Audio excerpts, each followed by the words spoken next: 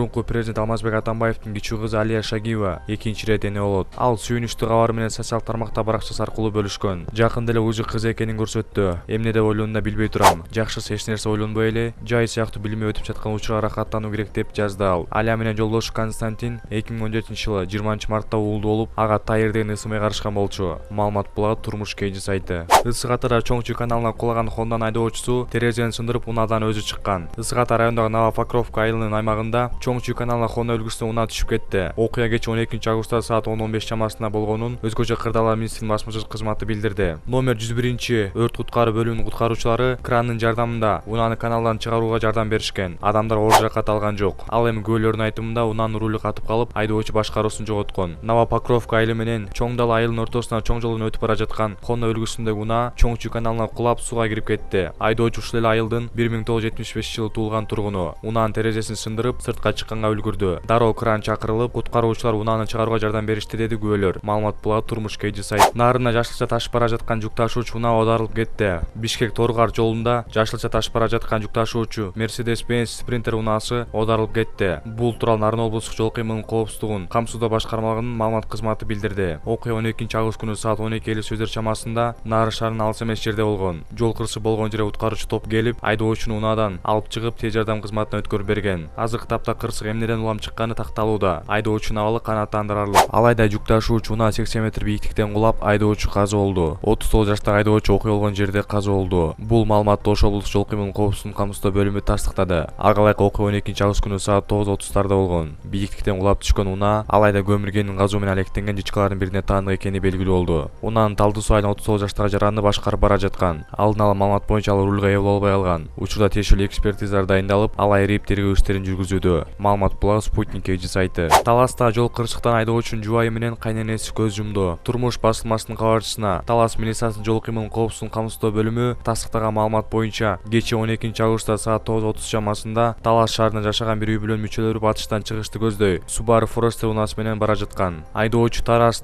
Суу Самыр унаа жолунун 115-120 чакырымына жеткенде башкаруусун жоготуп, жолдун сол тарабындагы электр мамын сүзүп токтогон. Унаанын ичинде айдоочу, анын жубайы, кайненеси, балдызы жана 2016-жылы туулган уул болгон. Кырсыктан 1991-жылы туулган айдоочунун жубайы оор жаракат алып, окуя болгон жерде эсине келбей көз жумду. Ал эми айдоочунун кайненеси 1966-жылы туулган. Талас облустук Мамбетов атындагы ооруканасынын кайра жандандыруу бөлүмүндө каза болгон. Унаада 3 жүргүнчү жаракат алып, Талас облустук ооруканасына жаткырылды. Учурда бул факт боюнча тактоо иштери жүрүп жатат. Ал эми Өзгөчө кырдаалар министринин басма сөз кызматы буга чейин Талас Суу Самыр унаа жолунун 128 чакырымындагы жол кырсыктан бир адам каза болуп, 4 адам жаракат алганын билдирген болчу. Маалымат булагы Турмуш KG сайты. Мындан ары жаратылышка зыян келтиргендерге дронун жардамы менен күрөш жүргүзүлөт. Курчап турган чөйрөнү жана токой чарбасын коргоо мамлекеттик агенттиги мындан ары жаратылышка зыян келтиргендер менен дронун жардамы аркылуу күрөшөт. Бул тууралуу аталган мекеменин маалымат кызматы кабарлады. Маалыматка караганда учуучу видео аппараттарды сатып алуу үчүн 2.453.996 сом каралган. Учурда мамлекеттик сатып алуу порталына ачык тендер жарыяланды. 31-августка чейин сынакка катышуу үчүн арыздар кабыл алынат. Дрондун жардамы менен буронкерлерге каршы күрөш жүргүзүүдөн сырткары айлана чөйрөдө болуп жаткан көрүнүштөр каттоого алынып, токойлордун карталары түшүрүлөт деп жазылат маалыматта.